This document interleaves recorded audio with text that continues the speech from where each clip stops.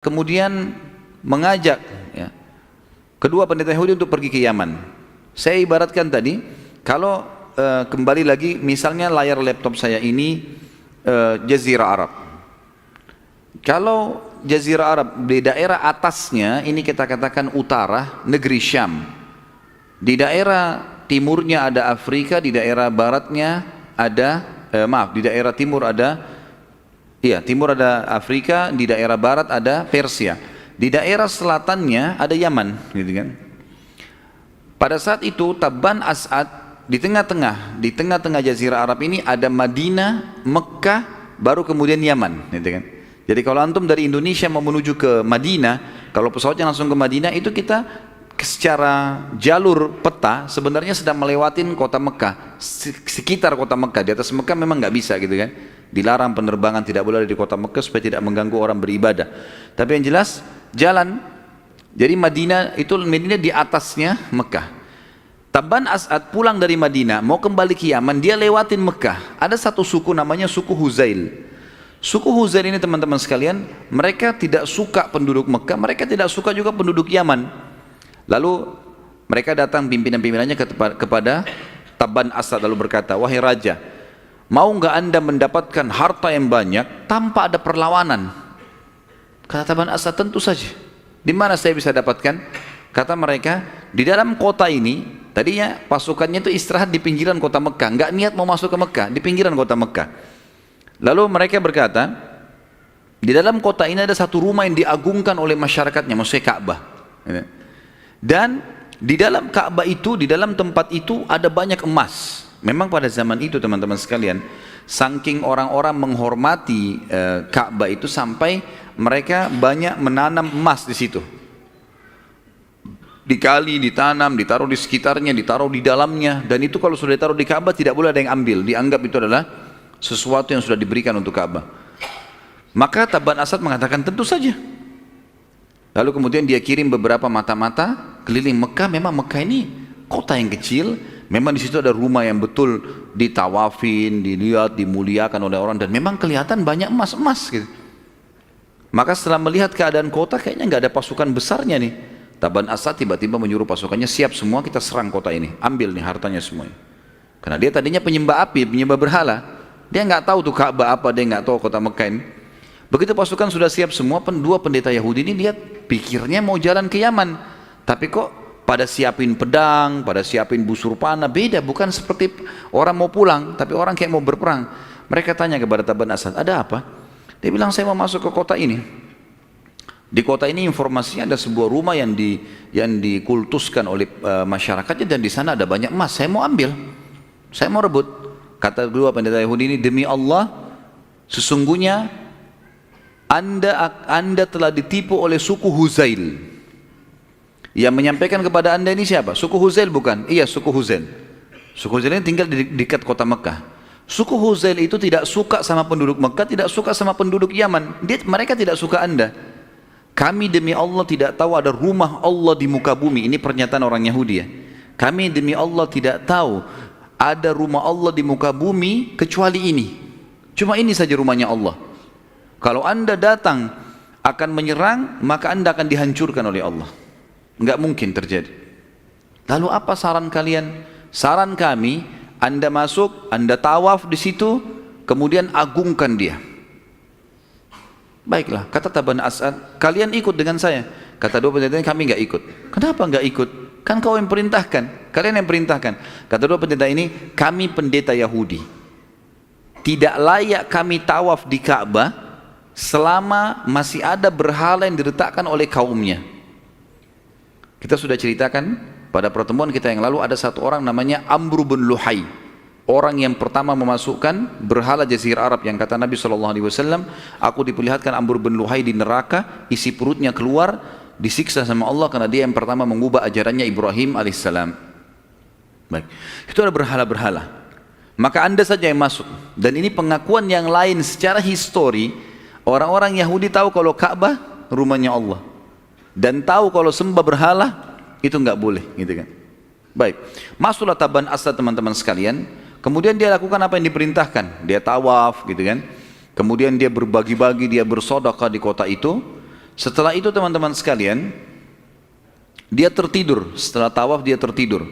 Kemudian Tabban As'ad mimpi pada saat itu, dia mimpi kalau dia meletakkan kain pada Ka'bah, yang kita namakan sekarang kiswah, gitu kan. Jadi awal histori kiswah dari manusia ini, dari Tabban As'ad ini. Dulunya cuma batu saja. Tabban As'ad bangun, lalu dia, karena dia raja, orang-orang Mekah juga tahu kalau dia ini adalah raja Yaman. Kemudian dia menyumbanglah, dibuat kain yang bagus, dikemaslah Ka'bah itu. Dia nginap di Mekah sekitar 3 hari. Hari kedua dia mimpi lagi, dia memberikan kain yang lebih bagus. Maka disuruh sama dia buat kain yang lebih bagus. Pada saat itu kain terbagus dari Yaman, kain katun. Dibuatlah kain katun menjadi kiswahnya Ka'bah yang didobel. Kemarin kainnya biasa, sekarang kain yang lebih bagus gitu. Setelah itu kemudian dia meninggalkan kota Mekah.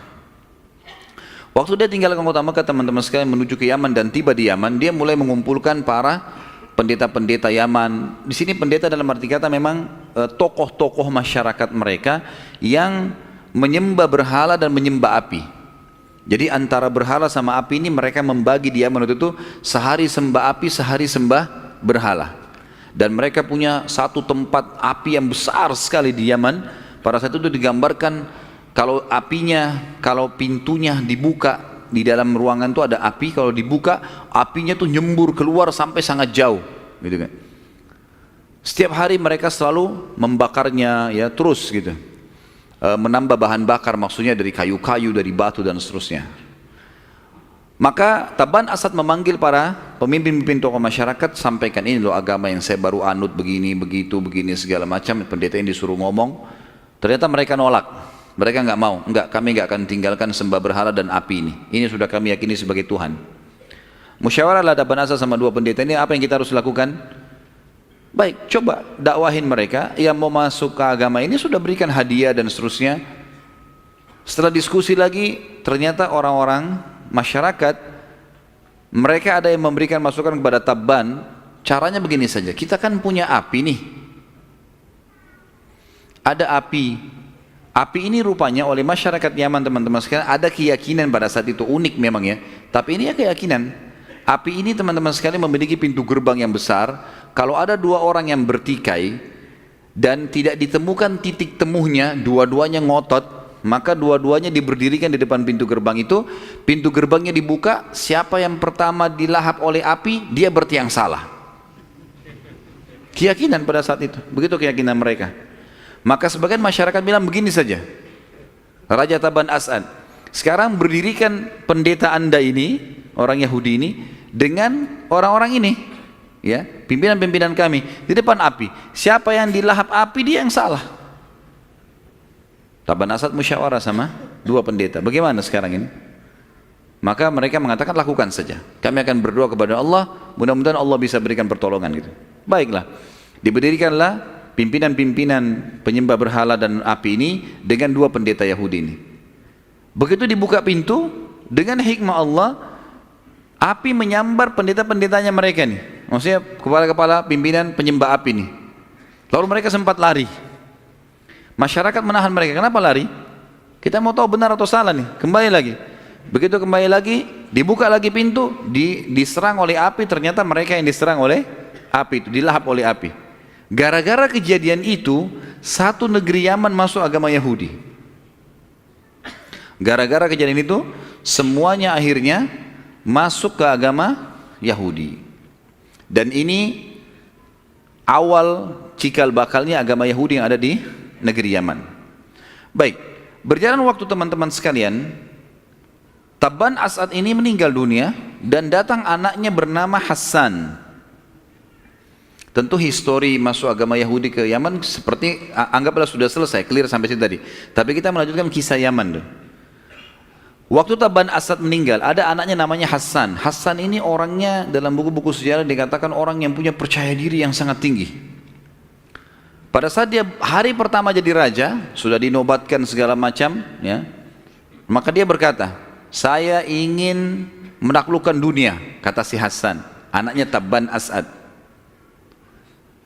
Maka orang-orang bilang, bagaimana caranya? Negara mana yang mau ditaklukkan? Dunia ini luas. Dan pada saat itu ada Najasyi di Eropa, di Afrika, Ada Fir'aun di Mesir, gitu kan. Kemudian ada, maksudnya istilah-istilah raja kan tadi, ada Kaisar di Romawi, dan ada juga ada Kisra di Persia. Di antara 4 pemimpin dunia ini, dan ada Tubbah, Tabban, As'ad tadi di Yaman. Tapi Tabban ini kerajaan yang paling kecil dibandingkan 4 yang lainnya. Dan di antara 4 ini, yang paling besar dan kuat waktu itu Kisra, Persia. Ini juga sama, penyembah api, gitu kan. Kata Hasan kepada para penasihatnya, siapa negara yang paling kuat di antara 4 itu? Kata mereka, Persia. Dia bilang, saya akan mulai menyerang Persia. Padahal pasukannya tidak besar, tapi karena raja orang semua pada ikut. Di tengah jalan teman-teman sekalian, banyak penasihat-penasihatnya, pimpinan-pimpinan pasukannya tidak setuju dengan ini. Ini gimana caranya kalau kita ikut sama orang ini terus kejar Persia? Artinya Yaman pada saat itu dibandingkan Persia. Persia itu teman-teman masuk Irak, Iran, Rusia, seluruh Rusia, sebagian besar wilayah India. Sementara Yaman, satu negeri, sampai sekarang masih dikatakan Yaman, kecil. Artinya cuma paling 10% dari wilayah Persia. Bahkan lebih sedikit dari itu, mungkin cuma 7%-an gitu. Jadi kecil sekali, pasukannya kecil, mau lawan Persia nggak mungkin. Di tengah jalan mereka penasaran, ini gimana caranya memberhentikan Raja Hasan ini. Hasan ini ngotot, percaya dirinya luar biasa gitu. Padahal mereka ini pada saat itu jumlahnya sedikit. Ini bukan karena mau menyebarkan agama Yahudi ya, bukan karena dia mau sebarin agama, bukan. Memang cuma mau luaskan wilayah saja, nggak bawa-bawa nama agama nih. Maka beberapa penasihat berbicara dengan adiknya Hasan bernama Amr. Ya. Amr ini didatangi oleh beberapa penasihat mengatakan, wahai Amr, bicaralah sama saudaramu ini. Siapa tahu bisa, karena Hasan ini punya kemah, nggak boleh sembarangan orang masuk. Penasihat-penasihatnya pun kalau mau masuk dicek semua badannya, dikeluarin semua senjata-senjatanya, baru boleh masuk. Gitu. Kecuali Amr, Amr ini boleh keluar masuk karena adik kandungnya dan dipercaya oleh si Hasan. Masuklah Amr, dinasihatinlah kakaknya, nggak mau tahu, nggak usah ikut campur, ini urusan saya. Lapor kepada para penasihat, ini gimana nih, kata kakak saya begini. Baik Amr, kalau kamu mau, bunuh kakakmu itu. Hasan ini bunuh. Kalau kamu bunuh, kami nobatkan kamu menjadi raja setelahnya. Rupanya Amr ini mau, karena dia tamak. Otomatis nggak usah tunggu kakaknya mati baru jadi raja, sekarang bunuh selesai. Maka dia masuk ke kemah kakaknya. Setelah dia merasa di waktu-waktu seperti malam, waktu aman, dia membunuh kakaknya. Ini cerita Hasan mati dan Amr menjadi raja Yaman pada saat itu. Amr ini setelah membunuh kakaknya teman-teman sekalian, ini historinya begitu ya. Setelah membunuh kakaknya, dia merasa gelisah, nggak bisa tidur, bingung dia. Ada masalah apa sebenarnya? Sampai berobat sana sini nggak bisa sembuh. Dan dia merasakan siksa ini berbulan-bulan. Terakhir dia musyawarah dengan beberapa pemimpin-pemimpin, gitu kan? Yang ada di situ yang jadi penasihat-penasihat, yang menasihatin dia pada saat itu membunuh dan seterusnya kakaknya. Apa masalah saya ini? Mereka bilang kami nggak tahu. Perlu kita garis bawahi, ini historinya begitu ya. Bagi saya senang cerita historinya. Waktu dia mau membunuh Hasan, banyak penasihat yang menyetujui itu kecuali satu orang. Ada satu orang namanya Dzurru'ain. Dzurru'ain ini nggak setuju. Dia bilang, hai Amr, jangan bunuh kakakmu. Tidak ada orang yang bunuh saudaranya kecuali akan sumpek seumur hidupnya. Nggak bisa. Dia bilang enggak, tapi saya mau jadi raja. Maka Dzurru'ain sempat meninggalkan satu kertas dari kulit surat. Dia bilang, peganglah ini. Satu waktu kalau dibutuhkan, tolong baca di hadapan saya. Kata Amr, baiklah. Ringkas cerita, dibunuh sama dia kakaknya tadi jadi raja. Sumpek berbulan-bulan, ada tidak bisa tidur, nggak bisa makan. Akhirnya dia musyawarah dengan beberapa orang yang lain selain penasihat-penasihatnya. Mereka bilang, hai Amr, Raja Amr, kalau anda mau hilang dari penyakit ini, caranya cuma satu. Anda harus membunuh semua orang yang menasihatin anda dulu membunuh kakak. Ini historinya begitu. Amr tiba-tiba setuju, baiklah, tangkap semua itu. Penasihat-penasihatnya dikumpul semua, banyak, puluhan orang, bunuh semuanya. Setelah mati semua tinggal Dzurru'ain. Dzurru'ain tadi yang ninggalin kertas. Itu salah satu penasihat yang meninggalin surat.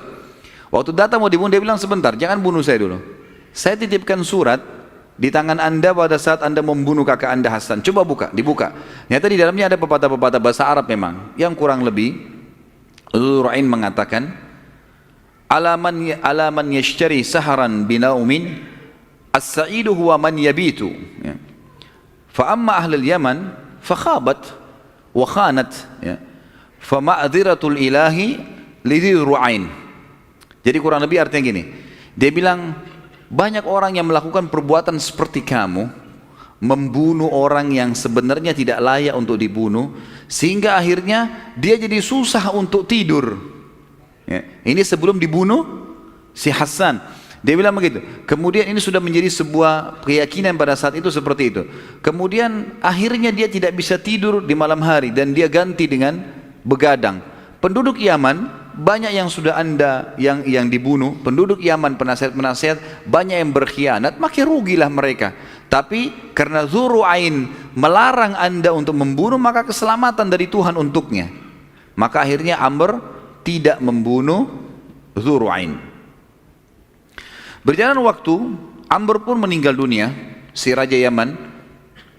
Maka anak-anak Rabi'ah bin Nasr, kembali kepada manusia yang pertama tadi. Rabi'ah bin Nasr ini yang pertama, kemudian ada anak Taban As'ad, kemudian Taban As'ad punya anak Hassan, Hassan dibunuh oleh adiknya Amr, kemudian Amr meninggal. Waktu Amr meninggal, anak-anak Rabi'ah bin Nasr, anak-anak kerajaan ini semua berselisih pada saat itu.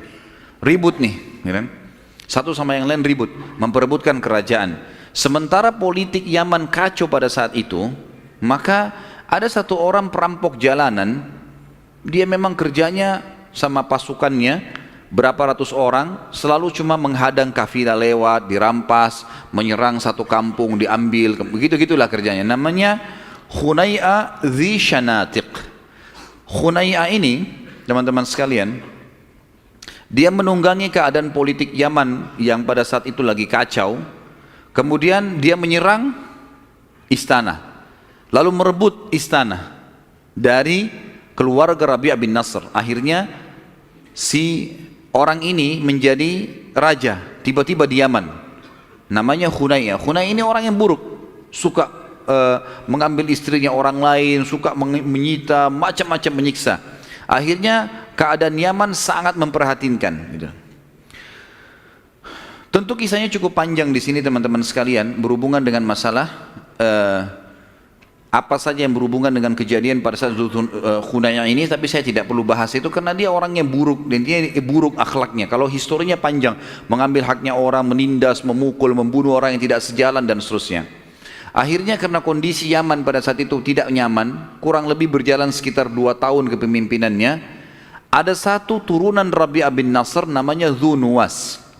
Dzu-Nuwas ini dia yang naik ke istana malam hari, kemudian dia mengambil pisau dan dia membunuh si Khunai'ah. Waktu Khunai'ah mati, si perampok jalanan yang merebut tiba-tiba kerajaan tadi, maka Dzu-Nuwas menjadi raja. Kembali lagi kerajaan kepada anaknya Rabi'ah bin Nasr. Kurang lebih ini sampai di sini kisah tentang masuknya Yahudi ke Jazirah Arab dan sedikit rentetan tentang keadaan Yaman. Pegangi nama sekarang Dzu-Nuwas. Siapa Dzu-Nuwas tadi nih? Hah? Salah satu keturunan Rabi'ah bin Nasr yang membunuh Khunai'ah. Jelas sampai sini ya? Hah? Gak ada suara, senyap. Baiklah. Kita sekarang masuk teman-teman sekalian, masuknya Nasrani ke Jazirah Arab. Sejarahnya bersambung ya. Cuman saya buatkan subjudul. Baik, pada saat itu teman-teman sekalian, Dzu-Nuwas menjadi Raja Yaman. Pegangi dulu ini ya. Ini sudah nanti jadi inti bahasan kita ini.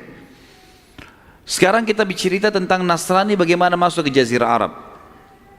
Di salah satu Jazirah Arab, di sudut, bukan Jazirah Arab sebenarnya, lebih tepatnya sebenarnya di negeri Syam, negeri Kaisar, Romawi. Memang Nasrani kan. Ada satu pendeta, dalam beberapa buku sejarah disebutkan namanya Finion. Finion ini berangkat dari negeri Syam. Dia dengar di Yaman ini dikuasai oleh orang-orang Yahudi, dan orang-orang Yahudi adalah orang yang lebih pantas untuk menganut Nasrani pada saat itu karena mereka sudah tahu, mereka sudah punya kitab Taurat. Dia mau niatnya ke Yaman untuk berdakwah, dia mau dakwakan agama Nasrani ini. Tapi rupanya waktu dia ikut dari negeri Syam, utara Jazirah Arab, mau menuju ke Yaman, selatan Jazirah Arab, di tengah jalan kafilah dia yang dia sedang jalan sama-sama itu diserang oleh perampok sehingga membuat si Femion ini ditawan.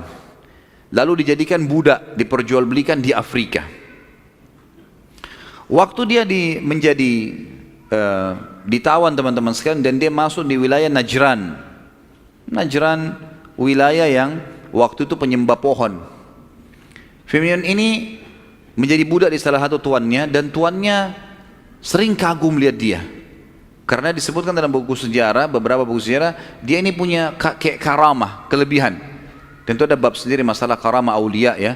Ada memang dalam pemahaman di Sunnah wal Jamaah, ada orang-orang yang sangat soleh, maka mereka diberikan karamah kelebihan yang diberikan untuk orang-orang saleh. Seperti misalnya Abu Darda dan Salman Al-Farisi radhiyallahu anhum, itu pernah mendengar tasbihnya makanan yang mereka makan, gitu kan.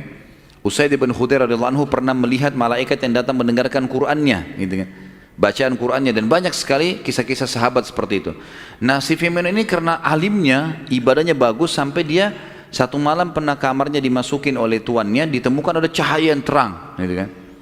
Maka mulailah bertanya si pimpinan ketuanya, bertanya sama dia, "Hai, agamamu apa, Finion? Apa yang kau lakukan sampai gelap?" Zaman dulu orang pakai api saja dari minyak, tidak bisa terang. Ini cahaya yang sangat terang. Dicerangkanlah sama dia agama Nasrani, sambil dia mengajak tuannya untuk menganut agama Nasrani. Tapi rupanya tuannya bilang, "Enggak, saya enggak mau." Lalu kata Finion, "Begini saja, Anda kan menyembah pohon tuh, di sini kan di wilayah Najran ada pohon yang dikeramatkan, pohon tua. Bagaimana kalau Tuhanku Allah menghancurkan Tuhan Anda? Kalah tuh nanti pohon tuh yang disembah. Pohon ini sudah ratusan tahun, besar sekali. Mereka kultuskanlah." Kata tuannya, "Kalau Tuhanmu mengalahkan Tuhanku, saya akan beriman pada Tuhanmu." Kata Finion, "Baiklah, kumpulkan masyarakat Najran." Dikumpulkan semuanya. Lalu kemudian Finion ini terus berdoa kepada Allah, sampai akhirnya Allah menurunkan petir yang besar dan menghancurkan pohon itu. Jadi pohon itu hancur, kena petir, hangus, terbelah dua, rubuh pohon itu. Gara-gara kejadian ini, wilayah Najran masuk agama Nasrani. Wilayah Najran masuk agama Nasrani. Tapi ini masih di sekitar Afrika, gitu kan? Masih di sekitar Afrika. Berjalan waktu teman-teman sekalian, agama Nasrani ini menjadi kuat di Najran. Menjadi kuat di Najran sampai di zaman Nabi SAW. Agama Nasrani itu terkenal sekali, pusatnya di Najran. Kalau teman-teman pernah dengar istilah mubahalah, tahu ya? Tahu nggak? Mubahalah itu seperti kasus pernah Nabi SAW kirim surat kepada pimpinan-pimpinan Najran. Nanti akan kita jelaskan pada saat sudah masuk ke dalam historinya Nabi SAW. Beliau pernah menyurat ke wilayah Najran, ngajak mereka masuk Islam. Kalau kalian Nasrani, kalian sudah tahu sebenarnya ada Nabi. Saya Nabinya. Ini loh bukti-buktinya, gitu kan. Dalam kitab kalian temukan ada nama saya disebutkan. Tapi orang-orang Najran ini tidak mau begitu saja beriman. Mereka akhirnya mengirim pendeta-pendetanya datang ke Madinah, lalu berdialog dengan Nabi SAW. Setelah 3 hari berdialog, Nabi SAW sudah sampaikan semua argumen. Mereka masih ragu. Maka Nabi SAW mengajak mereka mubahalah.